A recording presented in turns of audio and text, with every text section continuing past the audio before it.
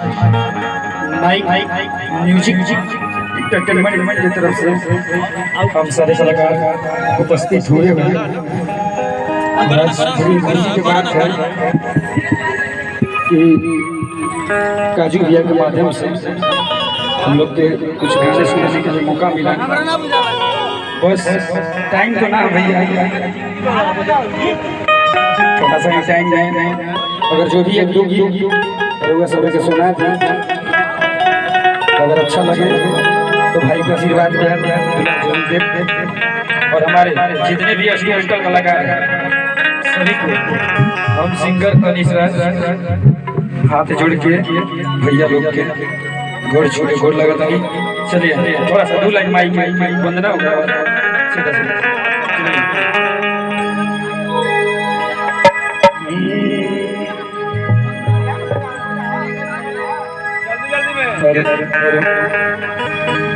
Hello hello hello अरे भैया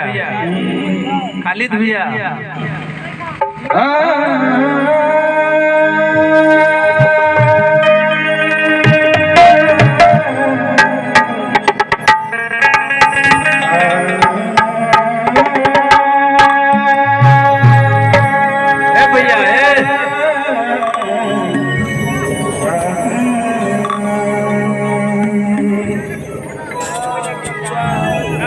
सरदा भवानी राजा से थोड़ा सा ध्यान दे कि सरदा भवानी राजा और सभा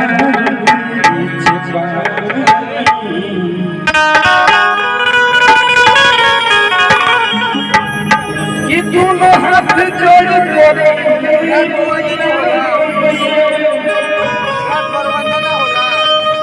हर दुखिया के दिन बानी बुधिया जी हमारे रवि साहब हर दुखिया के दिन बानी बुधिया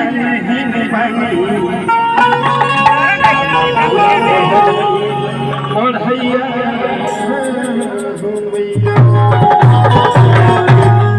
भक्त अपने माई के मंदिर में गई लगो रहा तो कैसे कि पानी हरिया सरे में हो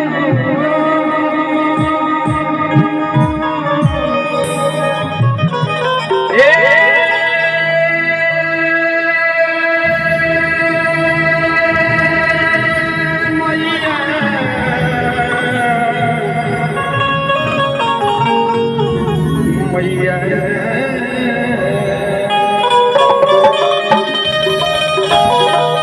चलिए माई के दुलाई हो गई। चलिए सीधा सीधा कार्यक्रम थोड़ा आप लोग से रिक्वेस्ट बाकी शो ले दिया तो ठीक है, सारा ठीक निकल लगा। बोलो बोलो चलिए जी लास्ट है आइए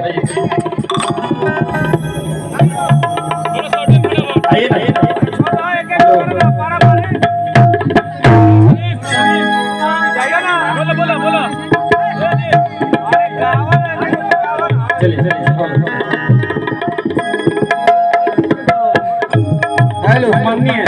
हेलो चंदन भैया जी का गीत गाया हुआ। हेलो जी भैया हेलो पर्सन भैया वंदना बना हुई ठीक चलिए कि तोड़े से जिपो जवानी रजू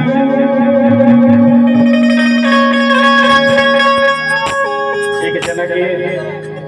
रवि भैया रवि साहब आपसे रिक्वेस्ट हुआ ध्यान दें एक जना के सिमरन जी नया गौना भइल देखी औरत सेज पे चढ़पत ताड़ी और पति जो कहत ताड़ी उनका से कैसे कि तड़पड़े सेज पे जवानी रजू कि मजा दूसरी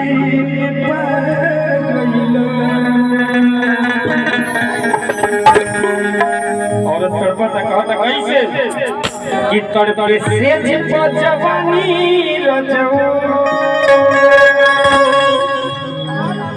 मजा दोसरे में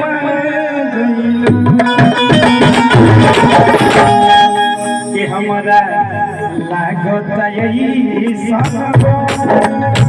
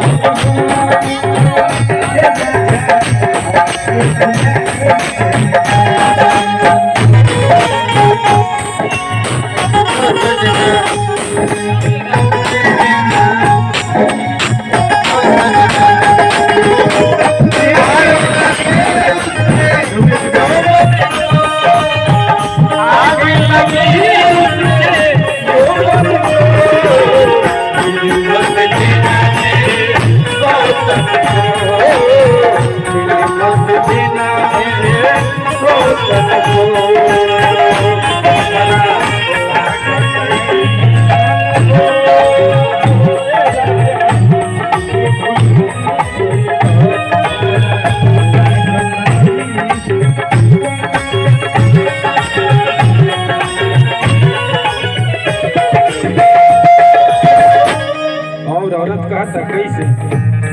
मुर्गी में सही देखा मुर्गी तो नहीं देखा तो भोजपुरी में मुर्गी के बहुत महत्व हो। भोजपुरी में मुर्गी के आ कपार में चुरकी के आ घर में भुरकी के बारे बड़ी महत्व होला। आओ मुर्गी में कि चप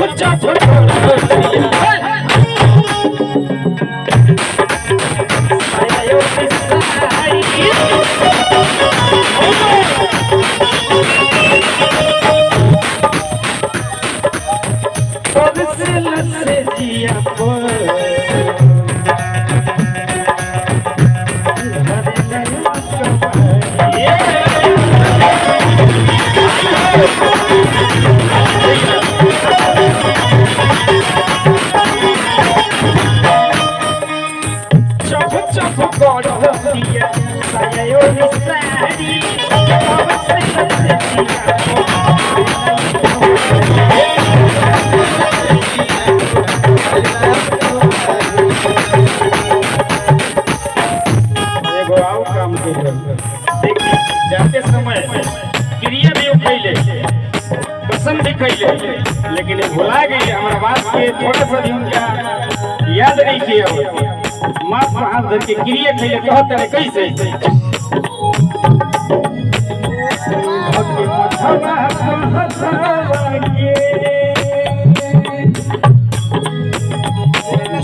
क्रिया कसम खैले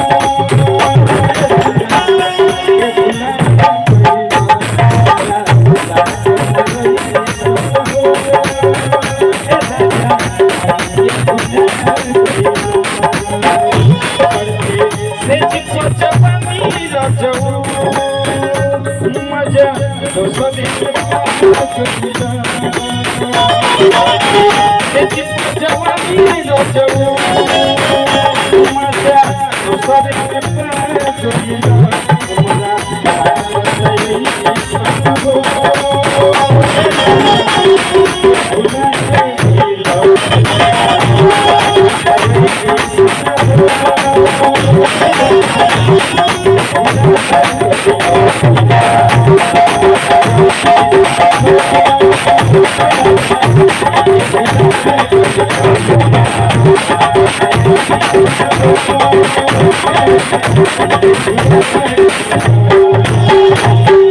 हमारे गाने पे खुश हो